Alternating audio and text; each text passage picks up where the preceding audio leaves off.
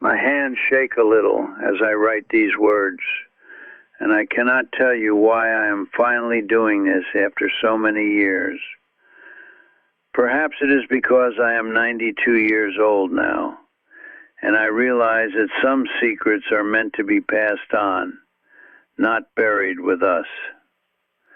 For 100 years, my family has grown things that others could not grow.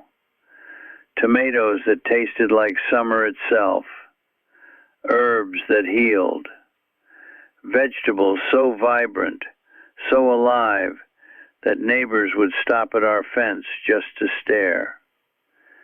And for 100 years, we told no one our secrets. Not because we were cruel or selfish, but because we believed these rules, these sacred truths about the earth and growing things, were so powerful that they needed to be treated like treasures. And today, sitting here with you, I want to change that. I want to share these 10 rules with you because I realize something very important. Wisdom that dies with one person has no purpose, but wisdom that lives forever, passed from one heart to another, that is immortal. That is truly alive. I grew up in a small village where my grandmother had a garden that seemed to break the rules of nature itself. In summers so dry that the whole town suffered, her vegetables would flourish. In winters so brutal that nothing should survive, her herbs would return stronger than before. My grandfather, my father, and finally myself, we inherited not just a piece of land, but a sacred responsibility. We were the keepers of something ancient, something that had been passed down through generations of farmers, gardeners, and people who understood that you cannot trick the earth. You can only listen to it. The first rule, and this is the most important one, is this: never rush the soil. You see, most people, they want to plant seeds immediately. They prepare the ground for 1 week, maybe 2, and then they expect their gardens to produce like some factory. But the soil is not a warehouse. It is a living, breathing thing, full of creatures and organisms that you cannot see with your eyes. My family learned this from my great-great-grandfather, who kept detailed notes about his garden for over 50 years. He discovered something miraculous. When you spend 6 months preparing your soil, truly preparing it with compost, with patience, with attention, the plants that grow from that soil are not just bigger or greener. They are stronger in ways that go deep into their nature. They resist disease. They taste better. They last longer. He would say to me, and I can still hear his voice perfectly, the rush to plant is the rush to fail. So the first rule is this: spend as much time preparing your soil as you plan to spend harvesting. If you want to harvest for 6 months, prepare for 6 months. The second rule came from my grandmother, and it is about water. Now, everyone thinks that more water is better water, but my grandmother, she taught me something that changed everything. She said that plants do not want abundance. They want exactly what they need. And she would teach me to touch the soil, not with my eyes, but with my hands and my heart. She would say, listen to what the earth tells you. When you put your fingers 2 inches into the soil and it feels cool and slightly damp, that is when you water. Not by calendar, not by routine, but by listening. And she taught me that overwatering kills more plants than drought ever could. Because when soil stays too wet, the roots cannot breathe. They rot slowly. The plant becomes weak. But when you water only when truly needed, the roots grow deeper, searching, becoming strong and ancient themselves. The second rule is, learn to listen to your soil. Touch it, feel it, know it like you know a person's hand. My father, he was a different kind of teacher. He was quiet and observant, and he taught me the third rule about sunlight and patience. He said, every plant is like every person. Some are born to be in the spotlight, some are born to thrive in the shadows. And if you try to make a shade lover into a sun worshiper, you will only create suffering. He taught me that understanding what your plants truly need, not what you think they need, is everything. Some vegetables absolutely must have 8 to 10 hours of direct sun. Tomatoes, peppers, eggplant, they are sun-hungry creatures. But other plants, they prefer dappled light. Lettuce, spinach, some herbs, they are happiest when the afternoon sun does not burn them.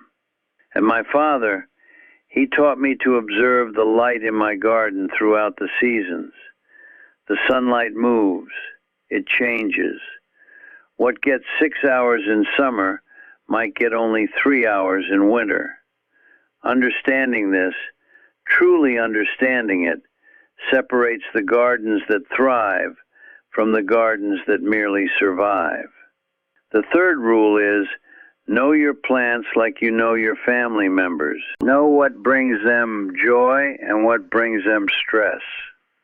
Now the fourth rule, this one saved my garden during the hardest times.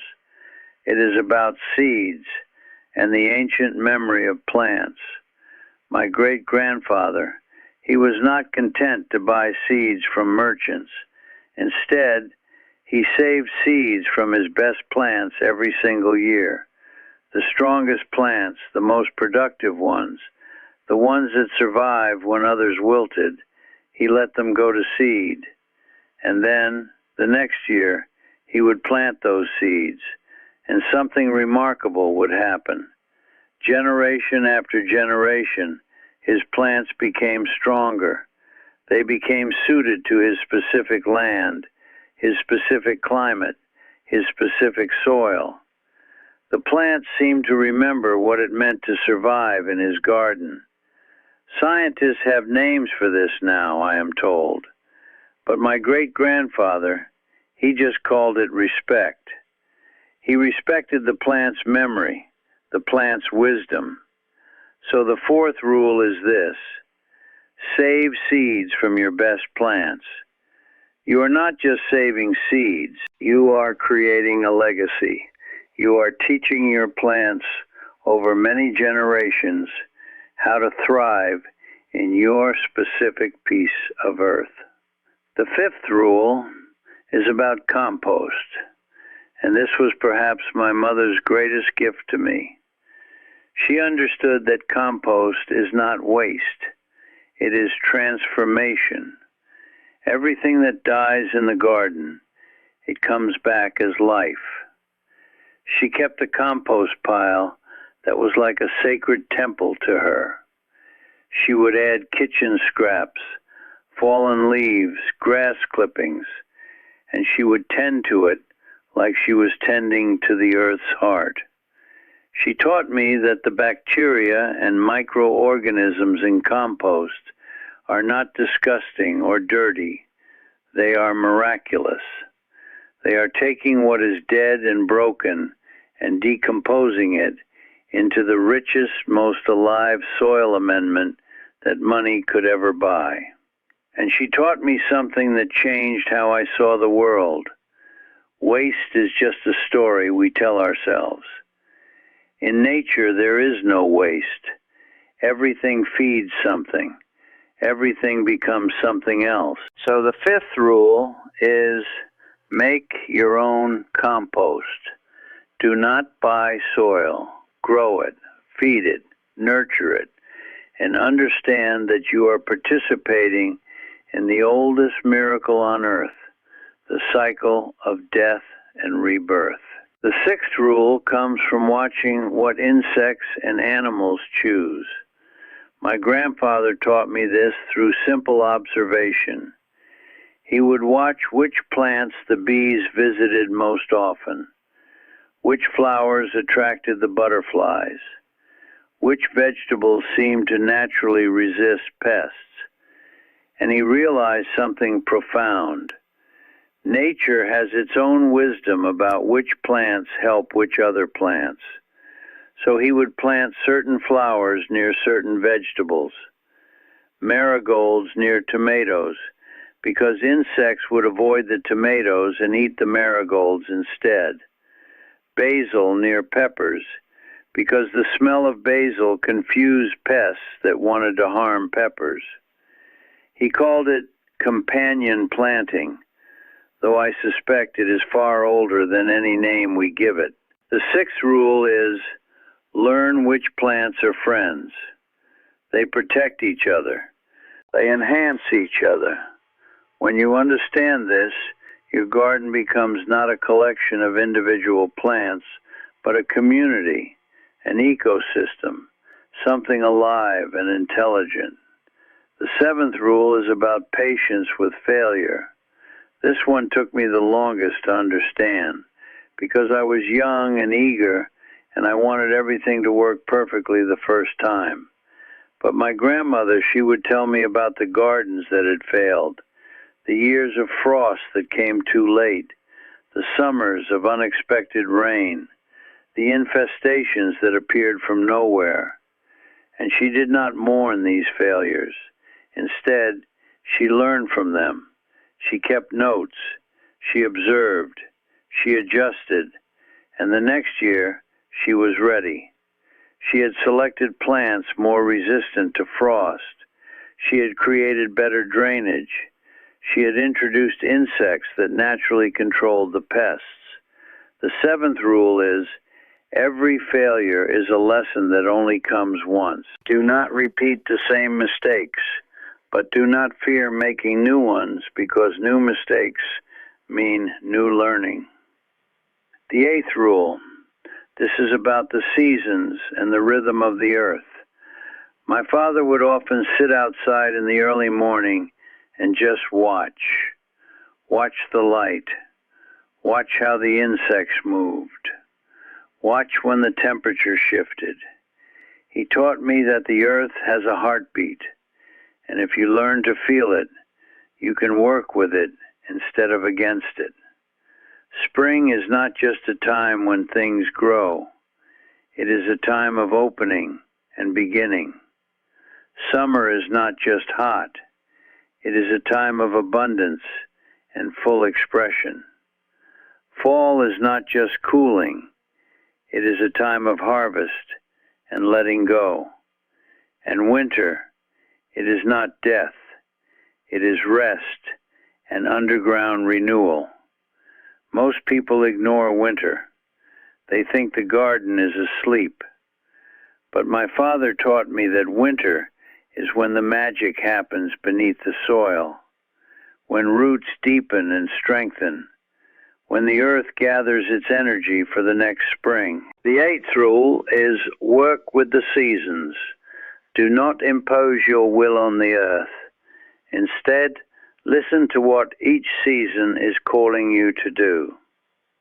The ninth rule is about generosity and sharing abundance. This one surprised me when I first understood it, because I thought we were supposed to keep our secrets. But my mother showed me something that changed my heart. She would grow more than our family could possibly eat, and she would give the excess away to neighbors, to the poor, to anyone who needed fresh, living food. And something remarkable happened. The garden seemed to produce more. The yields became larger. The plants seemed happier. It was as if the earth itself rewarded generosity. She told me, when you give away food that you have grown with your own hands, you are giving away a piece of yourself, and the universe notices. The universe remembers. So the ninth rule is, grow more than you need so that you can give. Abundance is meant to be shared. When you share it, you invite even more abundance into your life. And the 10th rule, the final one, is perhaps the most important. It is about love. Every single person in my family, across all these generations, they understood one thing. Plants respond to love. Not in some mystical, supernatural way, though I have learned to be humble about the mysteries of nature, but in a practical way. When you tend to a plant with care, when you notice it, when you touch it, when you speak to it, you are observing it more closely. You notice when something is wrong. You catch disease early. You see when pests appear. You know when it needs water or when it needs to be left alone. In other words, love is the name we give to the most intense kind of attention. And the 10th rule is, garden with love, not as a chore, not as a job, but as a practice of love. Love for the earth, love for the plants, love for the people who will eat what you grow, love for yourself, because you deserve to eat food that was grown with love. I have spent 92 years living these rules. I have seen my great-grandmother's garden. I have tended my grandmother's garden as a young person. I have created my own gardens and my own traditions. And now, in these later years, I watch my children and grandchildren and great-grandchildren, and I see them beginning to understand these secrets too. Not because I forced them to memorize them, but because they watched, they observed. They felt the difference between food grown with these rules and food grown without them. They tasted it. They saw the health in it. They recognized the love in it. What I want you to understand is this. These rules are not just about gardening. I have learned that over a century. They are about living. When you slow down enough to truly prepare the soil of your life, when you listen instead of pushing, when you understand what brings you joy and what drains you, when you save what is best in yourself and offer it to the future, when you transform your waste into wisdom, when you learn how your different aspects of life help and support each other, when you accept failure as teaching, when you work with your own rhythms instead of against them, when you share your abundance, and when you do all of this with love, you create a life that is not just productive, but alive, truly, deeply alive. I am sharing these secrets now because I have realized something. I thought I needed to keep them secret to protect them, but I understand now that secrets die with us. Truth, shared generously, it lives forever. It multiplies. It changes the world. So my challenge to you is this. Take these 10 rules and plant them in the soil of your life. Whether you have a garden or not, start one. Start small if you need to. Start with 1 tomato plant or 1 herb in a pot on a window. But start. And as you garden, you will discover that you are not just growing food. You are growing yourself. You are participating in an ancient cycle of life. You are joining millions of people across centuries who have understood that touching the earth and helping things to grow is one of the deepest and most sacred acts a human being can do. The vegetables you grow will feed your family, but more than that, the patience you learn will feed your spirit.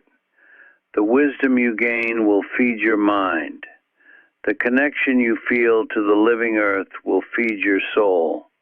And perhaps, like me, you will spend a lifetime discovering that the greatest gift you can leave behind is not money or possessions, but knowledge. The knowledge of how to live in harmony with the earth. the knowledge of how to create abundance, the knowledge of how to love deeply enough that every act of your hands becomes a blessing for the future. I am 92 years old, and I am finally sharing these secrets. I do this so that when I am gone, this wisdom will not disappear. It will live on in your gardens. It will live on in your hearts. It will live on in the food that your children and grandchildren will eat, tasting the difference, feeling the care, and one day they too will pass this forward. Thank you for letting me share this with you.